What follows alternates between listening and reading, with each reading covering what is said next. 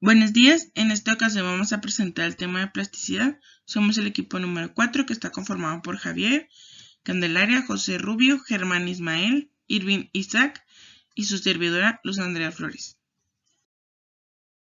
La plasticidad es la propiedad que expresa la magnitud de las fuerzas de las partículas de agua dentro del suelo, ya que esas permiten que el suelo sea moldeado sin romperse hasta un determinado punto. Los límites se basan en el concepto de que si el suelo de grano fino solo se puede existir 4 estados de consistencia según sea su humedad. Así un suelo se encuentra en estado sólido cuando está completamente seco y conforme se va agregando agua poco a poco va pasando de estados de semisólido, plástico y finalmente completamente líquido. Los contenidos de humedad en los puntos de transición de un estado a otro son los denominados límites de Attenberg, que son los que vamos a estar pues estudiando en esta práctica. En los ensayos de laboratorio miden la cohesión del terreno y su contenido de humedad. Existen tres tipos de límites, que es el límite líquido, cuando el suelo pasa de un estado plástico a un estado líquido, que es el que vamos a estar determinando mediante el uso de la copa de Casagrande.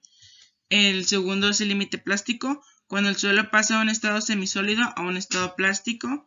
Y el límite de retracción o de contracción, cuando el suelo pasa de un estado semisólido a un estado sólido y se contrae al perder su humedad. Los materiales utilizados en estas prácticas fue el aparato de Casagrande, cápsulas de porcelana, también número 40, balanceo con sensibilidad de 0.01 gramos, horno con temperatura constante de 100 a 110 grados, taras con su tapa, vidrio o papel absorbente, en este caso para eliminar la humedad si es necesario en el suelo. Cápsula metálica en la cual vamos a dejar reposar el suelo durante 24 horas.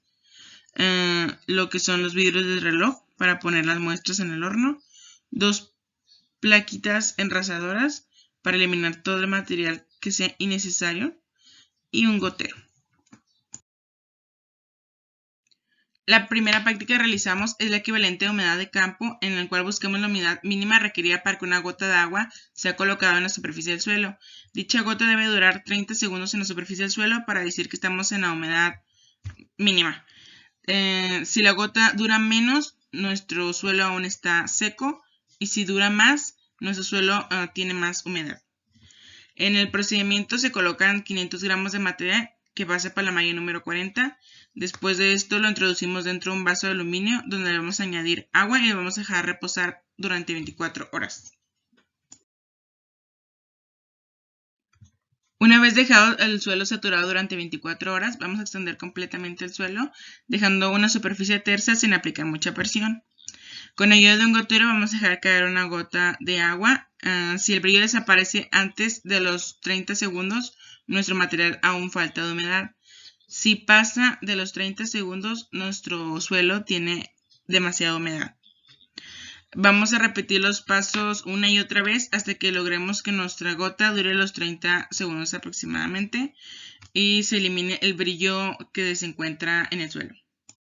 Si aún no logramos que el brillo dure los 30 segundos porque desaparece antes, vamos a ir añadiendo gotitas de agua hasta lograr la humedad óptima para que esa gota dure los 30 segundos. Si fuera lo contrario, de que el brillo desaparecería mucho después de los 30 segundos, vamos a retirar el material, homogenizarlo de nuevo y si es necesario eliminar su humedad mediante la ayuda de un papel absorbente, poniéndolo encima del suelo y aplicando poquita fuerza, no tanta porque si no el material se pegaría al papelito y no estamos buscando eso. Una vez logrado que nuestra muestra durara los 30 segundos, vamos a colocarla en un vidrio de reloj previamente ya identificado.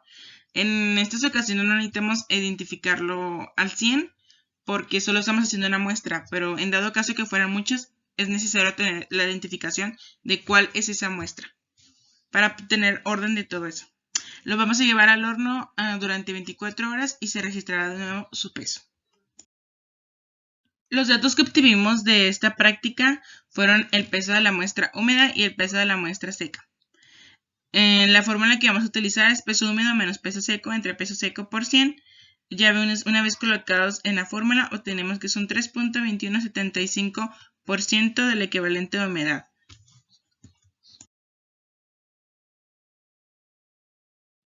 El límite líquido es considerado el estado de división entre la consistencia plástica y semilíquida de un suelo.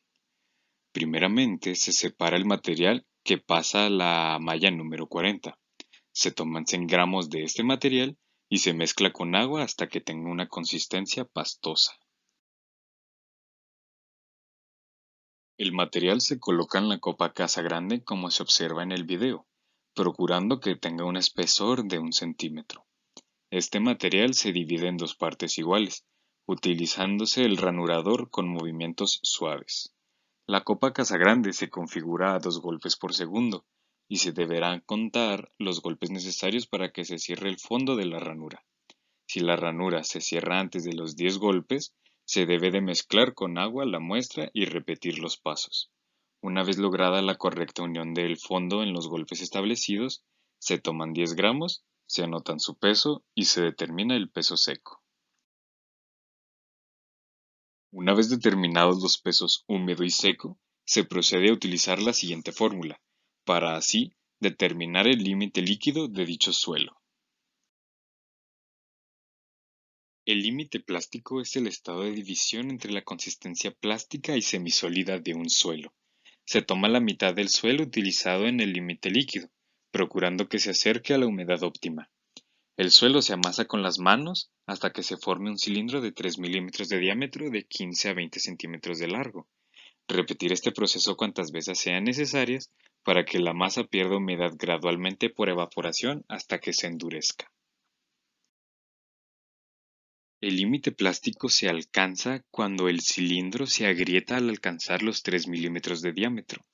Se divide en 3 el cilindro y se registra su peso húmedo. Para después de un periodo de 24 horas pasado en el horno, se determine el peso seco y posteriormente se calcula el contenido de agua. Si la diferencia de estos dos no es mayor que 2%, se repite el ensayo anterior.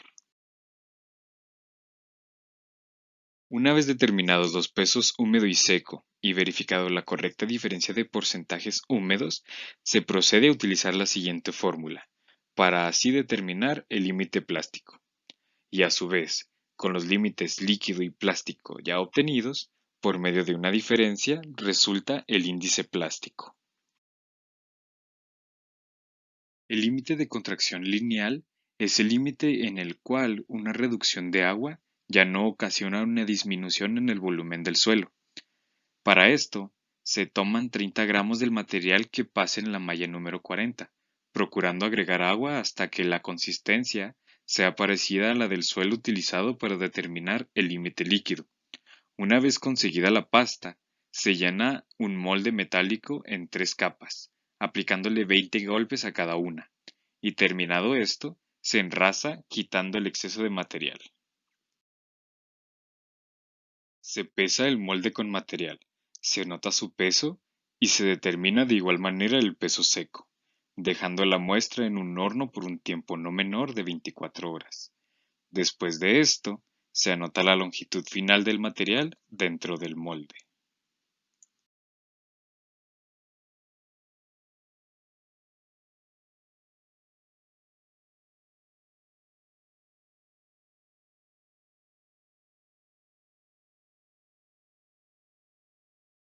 Una vez obtenidas las longitudes inicial y final, se prosigue a utilizar la siguiente fórmula. Finalmente, mediante el uso del índice de plasticidad y el límite líquido, se determina el tipo de suelo con el que se está trabajando, al localizarlo en la gráfica que se muestra.